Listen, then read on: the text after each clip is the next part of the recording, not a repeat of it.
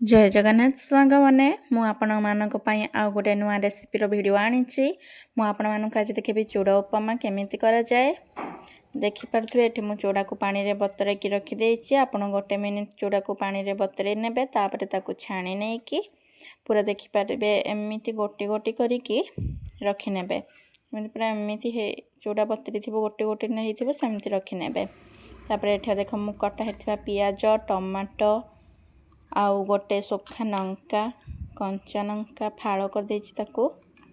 धनिया पत्र भुर्संग पत्र ये सब नहीं आउ ता सहित मुझे किसी बादाम आपण मैंने बादाम न पकेले भी चलो मोर थिला से पकई आपण मानक नथिले किसी आवश्यकता नहीं पकेबा भी तापर गैस को मुझे लगे नहीं आ गोटे कड़ाई बसई नहीं से किसी तेल माने गोटे चामच तेल देकी सोरिष तेल देती मुझे आपण मैंने भी चेष्टा करेंगे सोरिष तेल ने बादाम को मुझे पकई नेबी एवं 2 ରୁ 3 मिनिट भाजी नेबी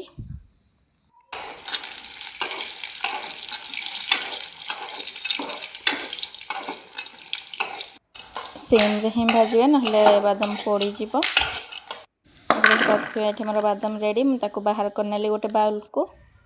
तापर से सेम कड़े रे आउ 2 चामच तेल देकी से सोरिष आ जीरा को फुटे देली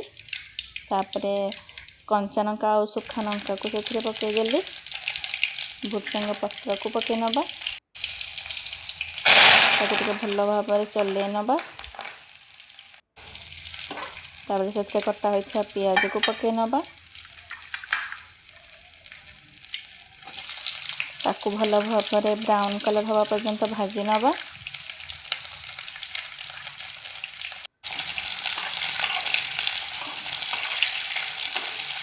देखिए ये आमर भल भाव पियाज ब्राउन कलर हो जाए मु टमाटो को पकई नेबी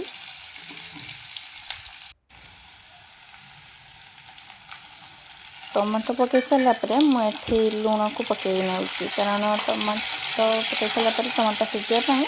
यदि आप लुणटा से पकईदेवे जल्दी आपण टमाटो सीझ मुझे खाଇବା टेस्ट अनुसार मैंने जी लुण मो दरकार से पकई नेली तापर किसी हलदी गुंड राग अनुजाई लंका गुंड पकई नहीं सारी एमती भलसे चल देखो ये मोर सब रेडी हो सारी टमाटो भी भल सीझी सारी मुझे चूड़ा को पकई नेबी टे भल भाव गोल नेबी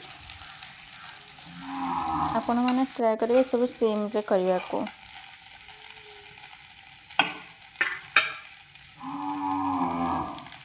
तापर बादाम को पकई नौची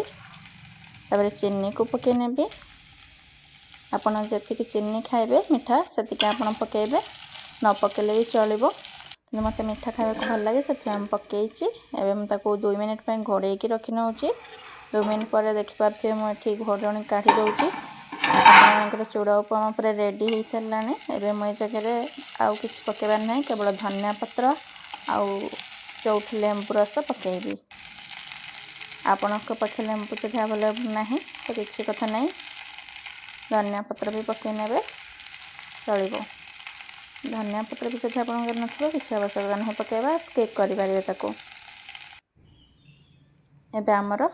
चूड़ा उपमा रेडी आपण मानक मो भिडियोटी केमिति लागला प्लीज कमेंट रे जणेबे आ मो चैनल को लाइक सब्सक्राइब और शेयर करेंगे। जय जगन्नाथ।